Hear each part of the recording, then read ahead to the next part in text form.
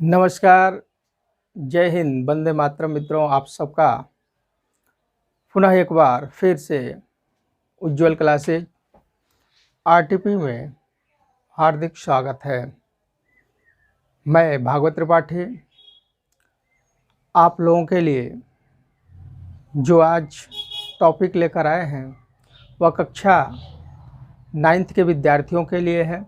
हिंदी विषय से संबंधित आज अपने आप घरों में कैद हैं, तो मेरा उद्देश्य यही है कि मैं अपने चैनल के माध्यम से आप को घर बैठे ही जो हिंदी विषय है इसका जो भी ज्ञान है आप लोगों तक पहुंचाऊं। आज कक्षा 9th का जो पहला अध्याय है हिंदी काव्य से संबंधित वह है साखी, जिसके रचनाकार कबीरदास जी हैं। कबीरदास जी ने हिंदी काव्य से संबंधित साखी नामक रचना लिखे हैं। तो इस दोहा को पढ़ने से पूर्व सर्वप्रथम हम कबीरदास जी के जीवन काल के बारे में जानना चाहेंगे कि इनका जन्म कब हुआ था, किस स्थान पर हुआ था, किस काल के यह कवि हैं, इनके माता पिता कौन थे, इनकी मृत्यु कहाँ हुई।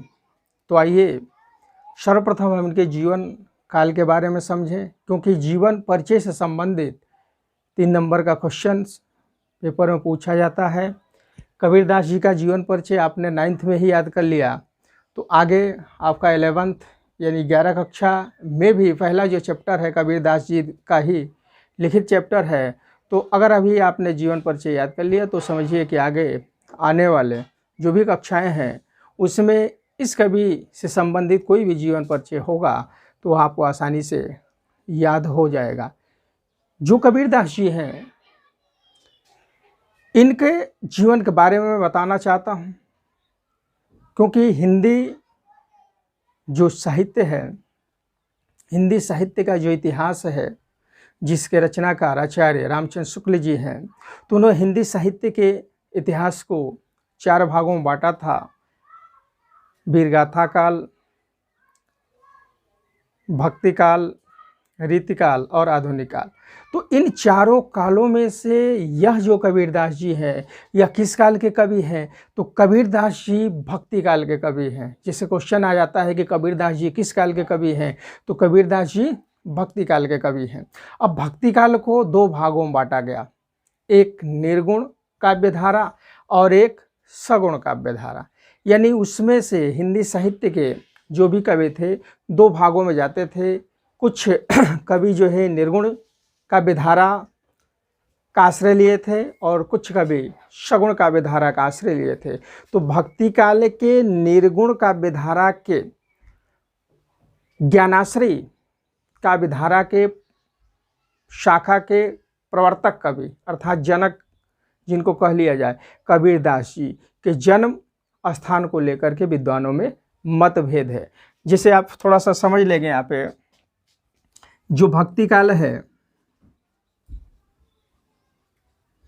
भक्ति काल, ये जो भक्ति काल आप देख रहे हैं इसको 2 भागों में बांटा गया है।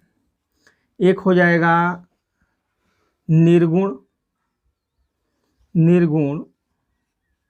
और एक हो जाएगा सगुण। सगुण काव्यधारा, निर्गुण काव्यधारा। अब निर्गुण को 2 भागों में बांटा गया है। देखिए, एक हो जाएगा ज्ञानाश्रयी और एक हो जाएगा प्रेमाश्रयी। ठीक है। उसी तरह सगुण को 2 भागों में, एक रामाश्रयी हो जाएगा, रामाश्रयी, और एक क्या हो जाएगा, कृष्णाश्रयी। ठीक है।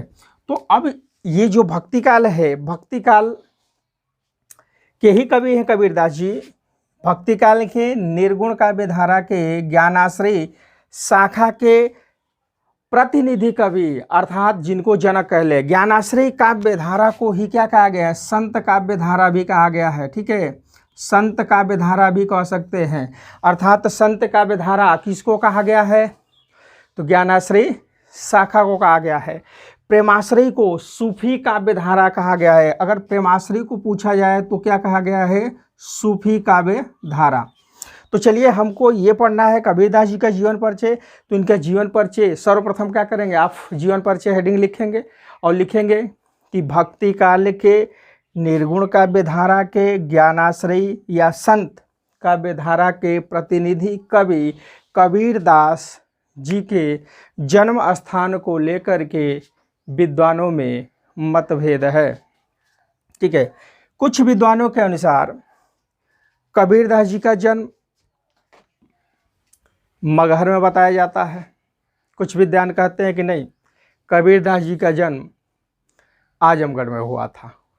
परंतु अधिकांश विद्वानों के अनुसार कबीरदास जी का जो जन्म स्थल है वह उत्तर प्रदेश में काशी में सन 1398 ईस्वी में बताया जाता है। यानी कबीरदास जी का जन्म काशी में हुआ था। कहा जाता है कि इनकी माँ एक विधवा ब्राह्मणी थी, अर्थात इनका जो जन्म हुआ था एक विधवा ब्राह्मणी के गर्भ से हुआ था। तो इनकी माता क्या थी? विधवा थी, और उन्होंने एक शिशु को जन्म दे दिया। तो अगर कोई भी विधवा किसी बच्चे को जन्म दे दे या कुंवारी लड़की किसी बच्चे को जन्म दे दे तो समाज में ऐसे स्त्रियों को, व्यक्तियों को हेय के दृष्टि से देखा जाता है। तो कबीरदास जी की माँ ने जब कबीरदास जी को जन्म दिया तो सामाजिक लोक लाज के भय से अब उन्होंने क्या किया कि इस नवजात शिशु को लेकर के बनारस में ही स्थित एक तालाब था, जिस तालाब का नाम क्या था? लहरतारा। लहरतारा तालाब के समीप ही फेंक दी और फिर अपने घर चली आई। रात भर वह बच्चा उसी तालाब के किनारे रोता रहा।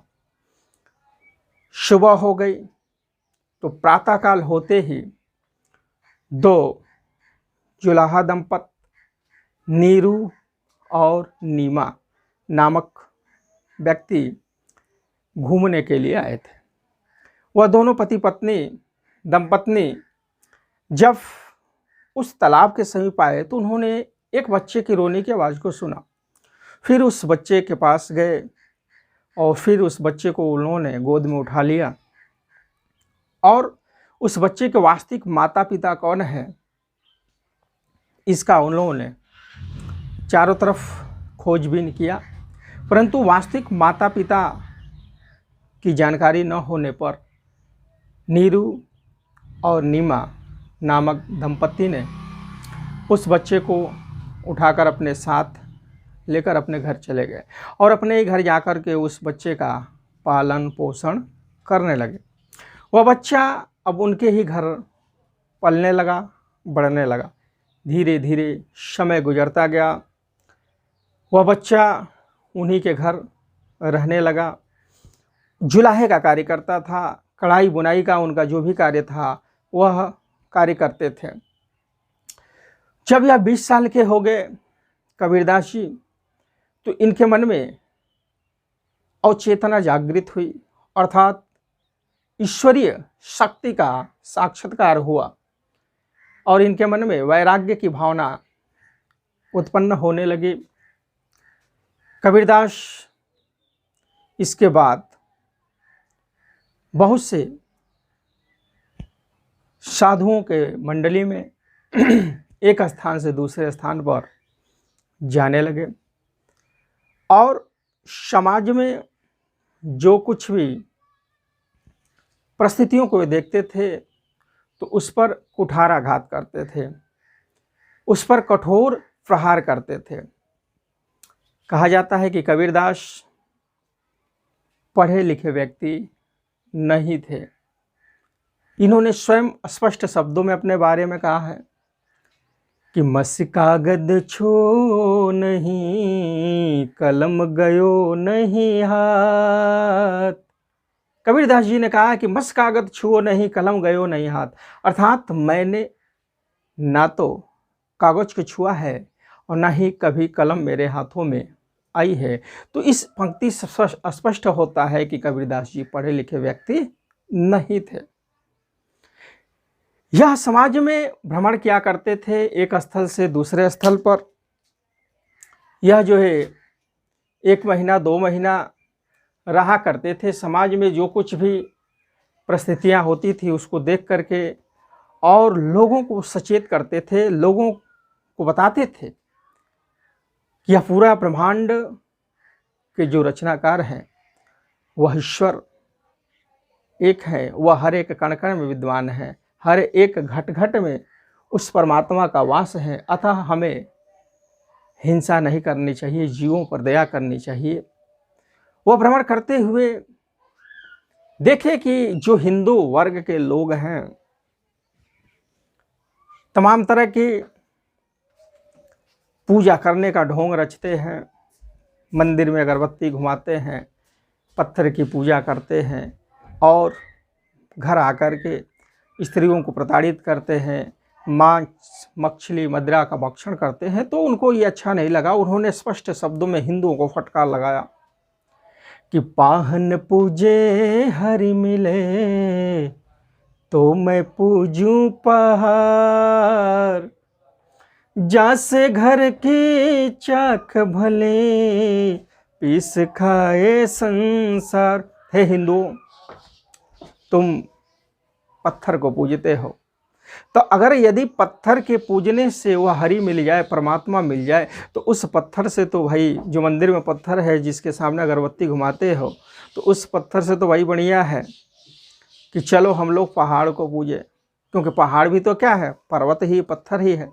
तो पाहन पूजे हरि मिले तो मैं पूजूं पहाड़, तासे घर की चाक भले जो पीस खाए संसार। हे हिंदुओं, अगर पत्थर के पूजने से ईश्वर मिल जाता है तो उस पत्थर से बढ़िया ये है कि चलो हम लोग पर्वत को पूजें, और उस पर्वत से भी अच्छा तो घर का चाक है, जाता है, सिलबट्टा है, ये सब भी क्या है, पत्थर है, जिस पर पूरे संसार के लोग पीस करके खाते हैं। अर्थात इस तरह का ढोंग करने से ईश्वर मिलने वाला नहीं है। जब तक तेरे हृदय सच्चा नहीं होगा, तेरे हृदय में निष्कपटता नहीं आएगी, निश्चलता नहीं आएगी, तब तक हे हिंदू तू कितना भी ढोंग कर ले, तू इस ईश्वर को प्राप्त नहीं कर सकता।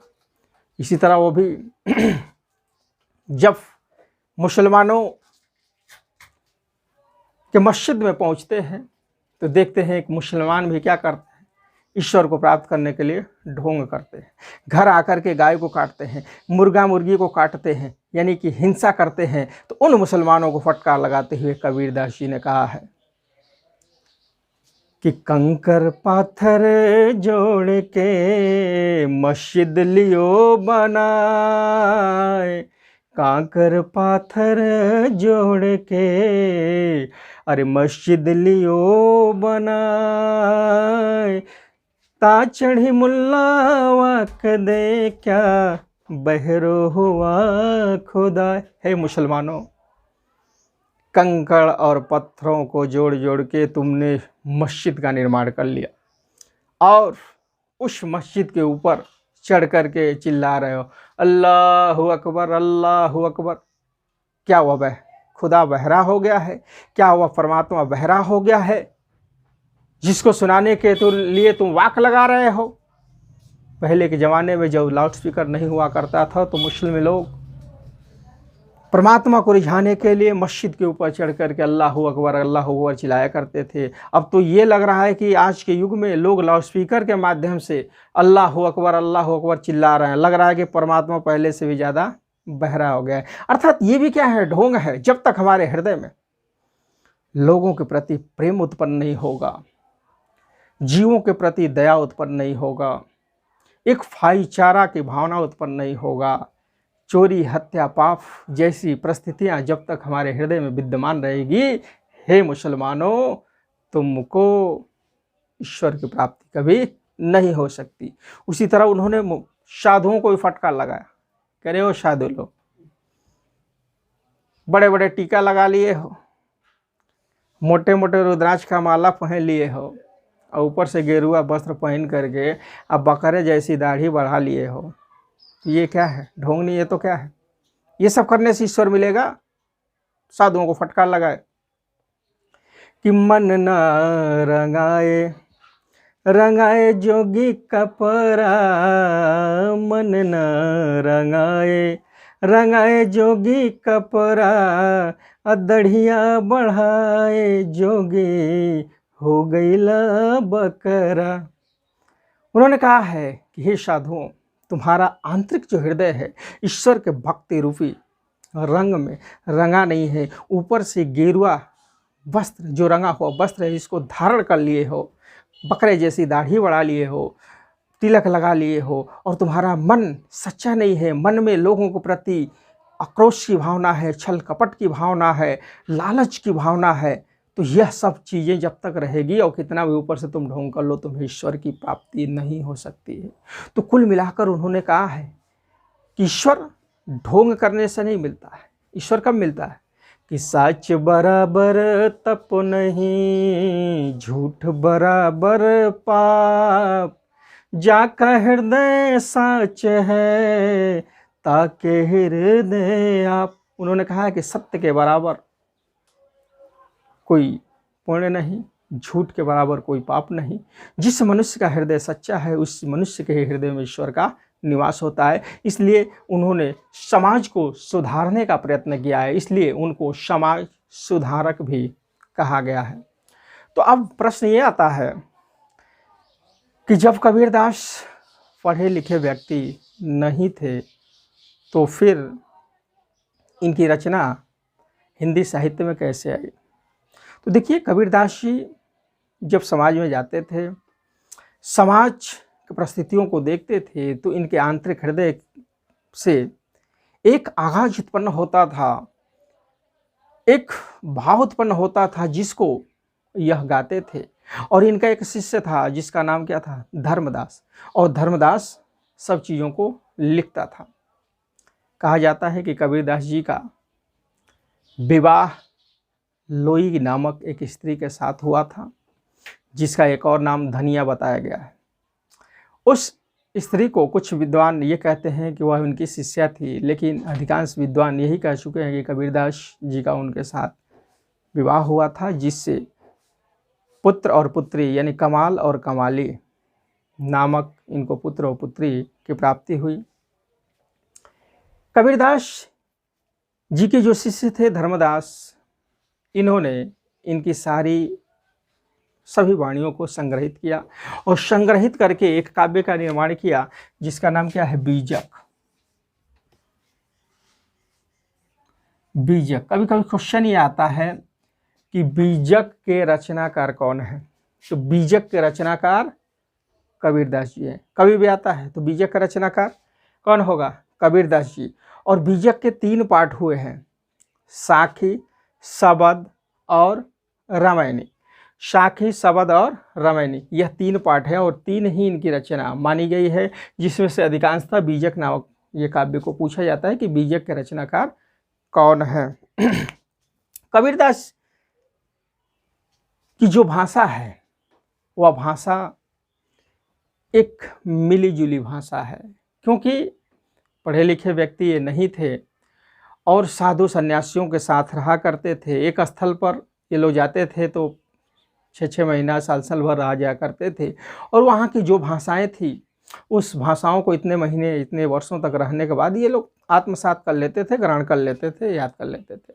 तो इस तरह से इनकी जो भाषा है, जिसको सदुक्कड़ी भाषा या पंचमेल खिचड़ी की उपाधि दी गई है, क्योंकि इनकी भाषा में ब्रजभाषा, खड़ी बोली, हरियाणवी, कनौजी, भोजपुरी इत्यादि कई भाषाओं का क्या है, सम्मिश्रण है। इसलिए इनकी भाषा को आचार्य रामचंद्र शुक्ल जी ने सदुक्कड़ी भाषा कहा है और डॉक्टर श्याम सुंदर दास जी ने इनकी भाषा को पंचमेल खिचड़ी कहा है।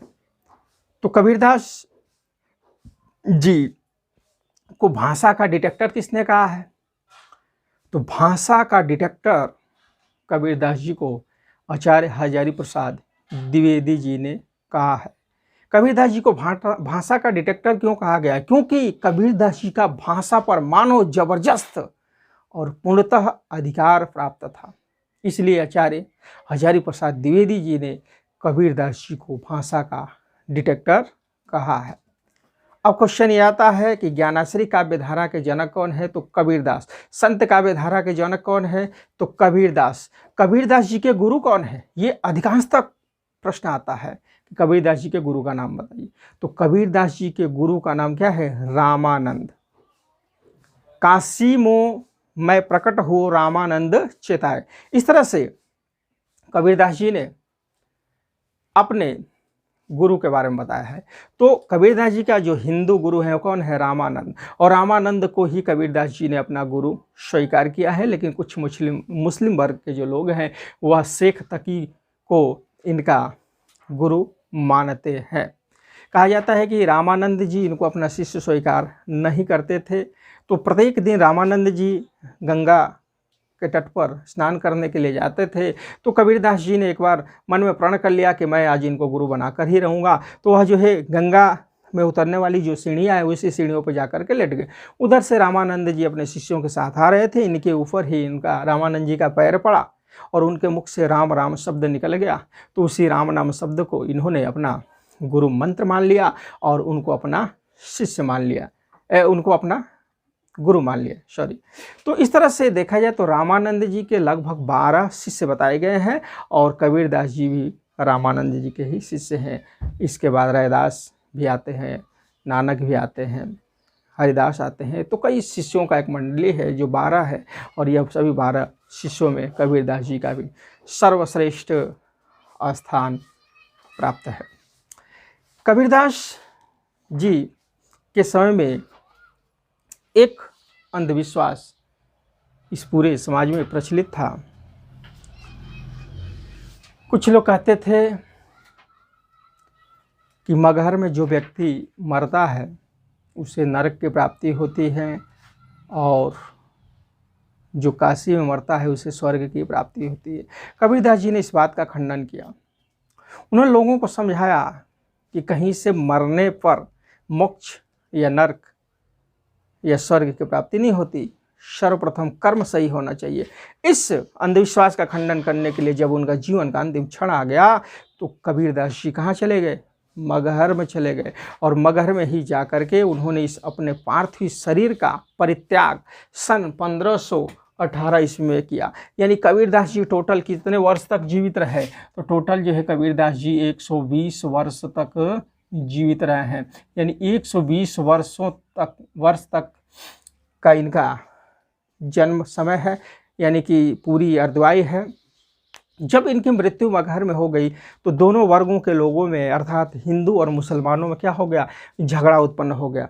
क्यों झगड़ा उत्पन्न हो गया, क्योंकि यह एक विधवा ब्राह्मणी के तने से जन्म लिए थे और इनकी जो परवरिश हुई थी वह एक मुस्लिम के घर हुई थी। तो मुस्लिम वर्ग के लोग कहते थे कि इनके शव पर, इनके लाश पर हमारा अधिकार प्राप्त है। हिंदू वर्ग के लोग कहते थे कि नहीं नहीं, इनका जो शव है उसको हम ले जाएंगे, हम अपने विधि के अनुसार उनका क्रिया करेंगे।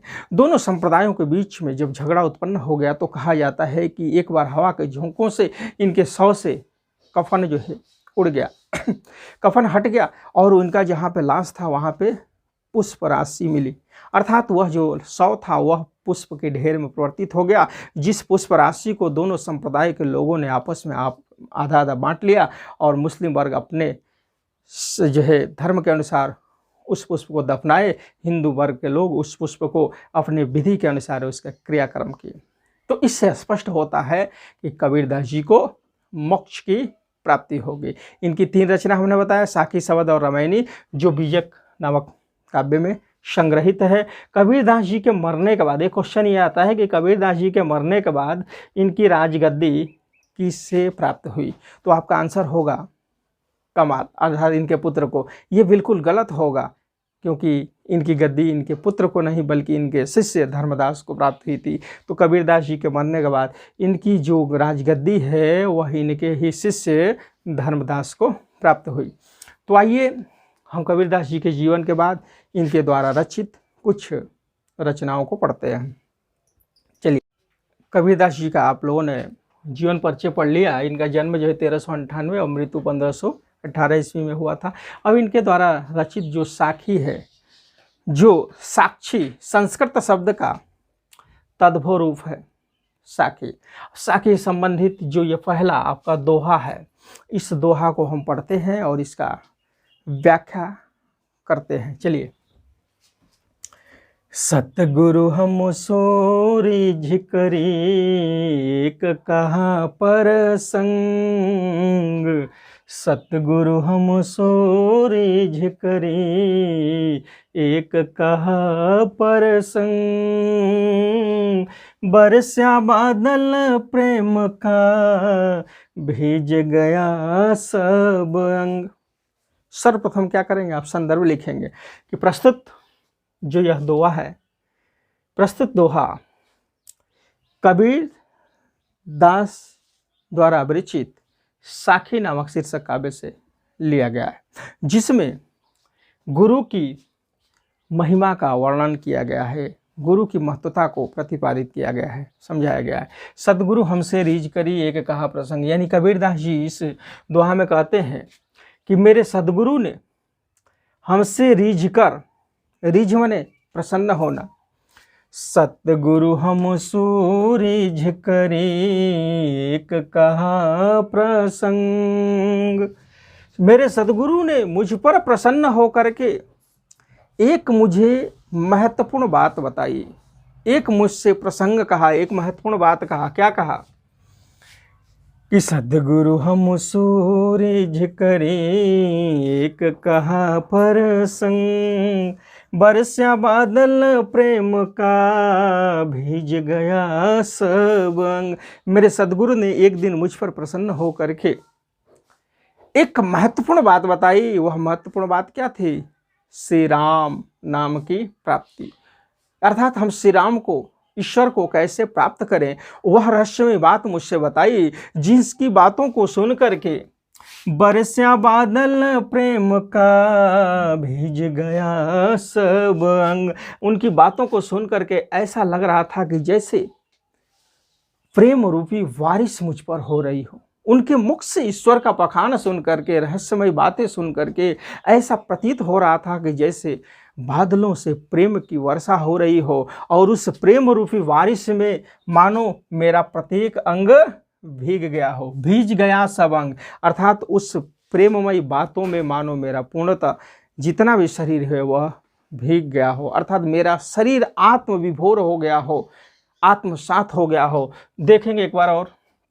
सदगुरु हमसो रीझ करी। कबीरदास जी कहते हैं कि मेरे सदगुरु अर्थात मेरे गुरुदेव ने एक दिन मुझ पर रीझ करके, प्रसन्न होकर के एक रहस्यमयी बात बताया, जिस बात को सुन करके ऐसा लग रहा था कि जैसे प्रेम रूपी बादलों से बारिश हो रही हो। यानी बादलों से प्रेम का बारिश हो रही हो, जिस बारिश में मानो मेरा प्रत्येक अंग भीग गया। देखिए, यह एक दोहा है। इसमें भाषा अगर पूछा जाए तो इसमें सदुक्कड़ी भाषा या पंचमेल भाषा कह सकते हैं। दोहा छंद है। रस अगर पूछा जाए तो ये कबीरदास जी की जितने भी दोहा है, इसमें अधिकांशतः आपको शांत रस मिलेगा, क्योंकि शांत रस तब मनुष्य के मन में उत्पन्न होता है जब उसको इस धरा से पूर्णतः मोह समाप्त हो जाता है, अर्थात जब मनुष्य को ईश्वरीय सत्ता का ज्ञान हो जाता है तो उसके हृदय में शांत रस का संचार होता है। चलिए अगला देखते हैं कि राम नाम के पट तरे, देवे को कछु नाई। राम नाम के पट तरे, देवे को कछु नाई। क्या ले गुरु संतोषिए, हौस रही मन माह। कबीरदास जी कह रहे हैं कि राम नाम के पटतरे, अर्थात मेरे सदगुरु ने मुझे राम नाम रूपी खजाना दिया। उसके बदले में, पटतरे माने उसके बदले में, देवे को कछुनाए, मेरे पास कुछ देने के लिए, गुरुदेव के लिए कुछ भी नहीं है, क्योंकि गुरुदेव ने मुझे राम नाम रूपी खजाना दिया। अर्थात उस खजाना से बड़ा कोई खजाना है ही नहीं। और वह खजाना कौन दिया? मेरे सदगुरु ने दिया। राम नाम के पट तरे, देवे को कछु नाय। क्या ले गुरु संतोष है, हौस रही मन माय। कबीरदास जी कह रहे हैं कि मेरे सदगुरु जी ने मुझे राम नाम रूपी खजाना दिया, जिसके बदले में पड़तरे माने बदले में मेरे पास गुरुदेव को देने के लिए कुछ भी नहीं है। क्या ले गुरु संतोष, ये मेरे मन में हौस में क्या होता है, अभिलाषा, हमेशा यही अभिलाषा रहती है कि क्या मैं गुरु को दूं जिससे उनके मन में संतोष की प्राप्ति हो। क्या ले गुरु संतोष, ये हौस रही मन माय। क्या लेकर के मैं गुरुदेव जी को संतुष्ट करूं, यही अभिलाषा मेरे हृदय में हमेशा रहती है, मेरे मन में हमेशा रहती है, क्योंकि मेरे गुरु ने मुझे क्या दिया, राम नाम रूपी खजाना दिया। तो उस राम नाम रूपी खजाना के बदले में मेरे पास देने के लिए कुछ भी नहीं है। हमेशा मेरे हृदय में यही अभिलाषा रहती है कि मैं ऐसा उसके बदले में कौन सी वस्तु दूं जिससे मेरे गुरुदेव संतुष्ट हो जाएं। इस दोहा में भी आप देखेंगे वही साधुकड़ी भाषा, पंचमेल खिचड़ी, इसमें गुरु की महत्वता का वर्णन किया गया है। तो इसमें आपको पहले जो संदर्भ लिखना है, फिर जो है हिंदी व्याख्या करना है, फिर काव्यगत सौंदर्य। तो काव्यगत सौंदर्य में यानी इस काव्य की सौंदर्यता, यानी इसमें कौन सी रस है, कौन सी भाषा है, कौन सा छंद है, कौन सा भाव है, इसमें माधुर्य गुण है। ठीक है, तो इसमें आप देख रहे हैं कि सब में क्या है, शांत रस है, दोहा छंद है, भाषा आपको बताया पंचमेल खिचड़ी या सद्दुकड़ी भाषा कह सकते हैं। अगला देखेंगे, ज्ञान प्रकाशा गुरु मिला सो जिन बिसर जाए। ज्ञान प्रकाशा गुरु मिला सो जिन बिसर जाए। जब गोविंद कृपा करे तब गुरु मिला। कबीरदास जी इस दोहा में कह रहे हैं कि ज्ञान प्रकाशा गुरु मिला, अर्थात जब मुझे सदगुरु की प्राप्ति हुई तब मेरे हृदय में ज्ञान की प्राप्ति हुई। अर्थात जब तक मेरे पास गुरु नहीं थे तब तक मेरा जो यह हृदय था अज्ञान रूपी अंधकार में डूबा जा रहा था। मेरे हृदय में अज्ञानता थी, अंधेरा था। तो ज्ञान प्रकाश या गुरु मिले, यानी कि जब गुरुदेव मिल गए तो उस गुरुदेव ने मुझे क्या दिया, ज्ञान दिया। और जब ज्ञान दिया तो मेरे हृदय में जो अंधकार था वो किसमें परिवर्तित हो गया, प्रकाश में। यानी कि गुरुदेव के मिलने से मेरे हृदय का जो अज्ञान रूपी अंधकार था वह विनष्ट हो गया और मेरे हृदय में चारों तरफ क्या हो गया, प्रकाश ही प्रकाश उत्पन्न हो गया। सो जिन बिसर जाए, जिसको मैं कभी भूल नहीं सकता। जब गोविंद कृपा करे तब गुरु मिला। और उस ईश्वर गुरु की मुझे प्राप्ति कब हुई, तो जब गोविंद कृपा करी, अर्थात जब ईश्वर ने मुझ पर कृपा की तभी जाकर के मुझे सदगुरु मिले। अर्थात मनुष्य के ऊपर जब तक परमात्मा की कृपा नहीं होगी तब तक उसे गुरु की प्राप्ति नहीं होगी, और जब तक उसे गुरु की प्राप्ति नहीं होगी तब तक वह ईश्वर को प्राप्त नहीं कर सकता है। तो यहाँ पे गुरु की महत्वता को बताया गया है, क्योंकि सर्वप्रथम गुरु ही वह व्यक्ति है जो हमें ईश्वर तक पहुंचाने का प्रयत्न करता है। हमारे हृदय से अज्ञान रूपी अंधकार को विनष्ट करता है, हमारे हृदय में प्रकाश फैलता है। एक बार और देखेंगे कि ज्ञान प्रकाशया गुरु मिल्या, अर्थात जब मुझे गुरुदेव की प्राप्ति हुई, सदगुरु मुझे मिल गए तो मेरे हृदय में ज्ञान की प्राप्ति हुई, अर्थात ज्ञान के मिलने से मेरे हृदय में प्रकाश फैल गया, जिसको जो सो जिन बिसर जाए, जिसको मैं कदापि भूल नहीं सकता। जब गोविंद कृपा करे, गोविंद माने भगवान, जब भगवान ने मुझ पर कृपा की तब गुरु मिल्या आए, तब जा कर के मुझे गुरु की प्राप्ति हुई। तो मुझे पूरा विश्वास है कि ये दोहा जो कबीरदास जी द्वारा लिखित है आप लोगों को समझ में आया होगा। इससे संबंधित जो अगला दोहा है अगले वीडियो में हम पढ़ेंगे। आज के लिए इतना ही। अगर ये वीडियो अच्छा लगे तो लाइक शेयर कमेंट करें और दोस्तों में इसको शेयर करें और हमारे चैनल को सब्सक्राइब करें। जय हिंद, जय भारत।